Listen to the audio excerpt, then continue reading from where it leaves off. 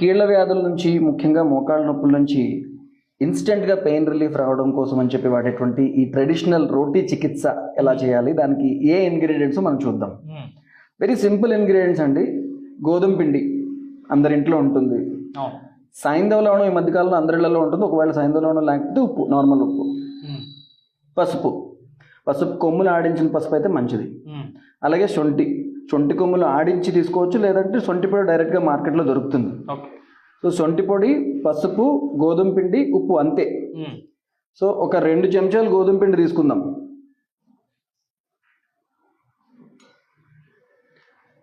ఒక 1/2 చెంచా శొంఠి పొడి, 1 చెంచాడు సైంధవ లవణం, 1 చెంచాడు పసుపు. వీటిలన్నింటినీ బాగా కలిపి మామూలుగా చపాతీ పిండి ఎట్లా తయారు చేసుకుంటామో అట్లా పిండి ముద్ద తయారు చేసుకోవాలన్నమాట. సో ఆ పౌడర్లో నీళ్లు కలిపి మనం ఎలాగైతే చపాతీ ముద్దలు తయారు చేసుకుంటామో అలాగా ఇలా ముద్దలు తయారు చేసుకుంటాం. 2 మోకాళ్ళకి అవసరం అయితే 2 ముద్దలు తయారు చేసుకుంటాం.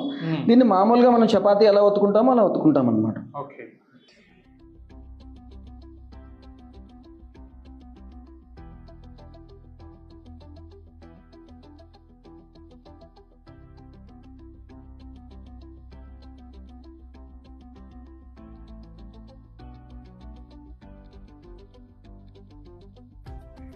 అతుక్కోకుండా ఉండడానికి గోధుమ పిండి బదులు శొంఠి పొడి పైన చల్లి ఇలా చక్కగా రోటీలాగా చేసుకుంటే ఇది చేయడానికి ఎంత 2 నిమిషాలు కూడా పట్టదు.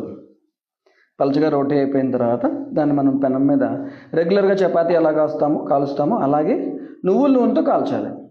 ఎందుకంటే నువ్వుల నూనెకి కూడా వేదనాహార ప్రాపర్టీస్ ఉన్నాయి కాబట్టి, అంటే నొప్పి తగ్గించే లక్షణాలు ఉన్నాయి కాబట్టి చక్కగా నువ్వుల నూనెని మనం ఈ రోటీ కాల్చడానికి వాడతాం. సో ఈ రొట్టె కాల్చడానికి మనం నువ్వుల నూనె తీసుకుంటాం. ఒక 2 చెంచాలు నువ్వుల నూనె వేస్తే సరిపోతుంది. రెగ్యులర్గా మనం చపాతీ ఎట్లా కాలుస్తామో అట్లనే కాలుస్తాము.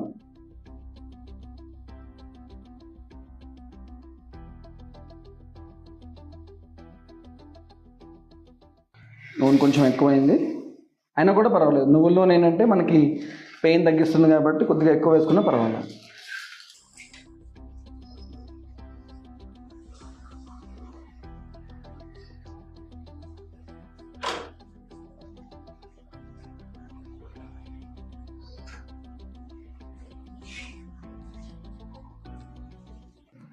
పసుపు ఉండడం వల్ల కొంచెం ఎల్లో కలర్లో కనిపిస్తోంది. ఈ పసుపు, శొంఠి ఈ రెండిటికి చక్కటి యాంటీ ఇన్ఫ్లమేటరీ, అనాల్జెసిక్ ప్రాపర్టీస్ ఉండడం వల్ల ఇన్స్టెంట్గా వాపుని, నొప్పిని తగ్గించడానికి చాలా ఉపయోగపడతాయి అన్నమాట. సో నువ్వుల నూనె అనేది మనకి అందుబాటులో లేనప్పుడు ఇంకేదైనా ఆయిల్ వాడుకోవచ్చు. నువ్వుల నూనె లేకపోతే శనగ నూనె, కొబ్బరి నూనె వాడుకోవచ్చు.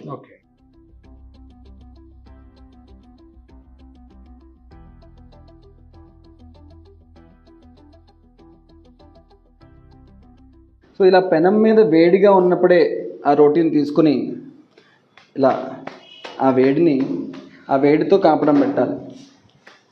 మోకాళ్ళ మీద ఆ వేడితో ముందు కాపడం పెట్టి వేడి చూసుకుని తర్వాత నెమ్మదిగా ఇట్లా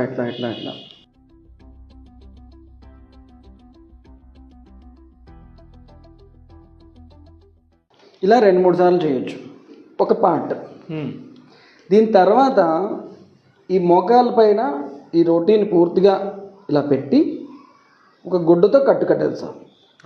ఇలా 2-3 సార్లు కాపడం పెట్టిన తర్వాత ఇంకా ఇది ఇలా ఉంచేసి గుడ్డతో కట్టి రాత్రంతా అలా ఉంచేస్తాం. అది ఎలా కడతామో చూపిస్తాను. సో కాపడం పెట్టిన తర్వాత రాత్రి, ఇది ఎగ్జాక్ట్లీ రాత్రి పడుకునే ముందు చేసుకుంటే బెటర్ అన్నమాట.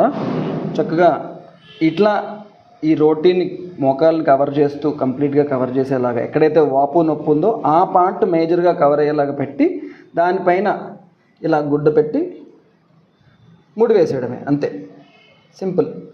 ఒక సింపుల్ ముడి, మరీ టైట్గా కాకుండా ముడి వేసేసి అట్లా పడుకుని పోతే సరిపోతుంది. రాత్రంతా ఈ శొంఠి, పసుపు, నువ్వుల నూనె తాలూకా ఎఫెక్ట్, సైంధవ లవణం తాలూకా ఎఫెక్ట్ ఆ మోకాళ్ళ మీద పనిచేసి ఈ మోకాళ్ళలో ఉన్నటువంటి వాపుని, నొప్పిని తీసేస్తుంది. పొద్దున్న లేచేసరికి చాలా ఫ్రీగా నడుచుకుంటూ వెళ్ళగలిగేలాగా ఇన్స్టెంట్ పెయిన్ కిల్లర్ లాగా పనిచేస్తుంది without any side effects. So నీ పెయిన్స్ నుంచి రిలీఫ్ కోసం అంటే మన ఫుడ్లో చేంజెస్ కానివ్వండి, లైఫ్ స్టైల్ చేంజెస్ కానివ్వండి చేసుకుంటే చాలా మంచిది అంటారు. అట్ ద సేమ్ టైం మనకి గృహ వైద్యంగా మంచి రోటీ చికిత్స అనే విధానాన్ని చాలా చక్కగా వివరించారు సార్. Thank you. నమస్తే అండి.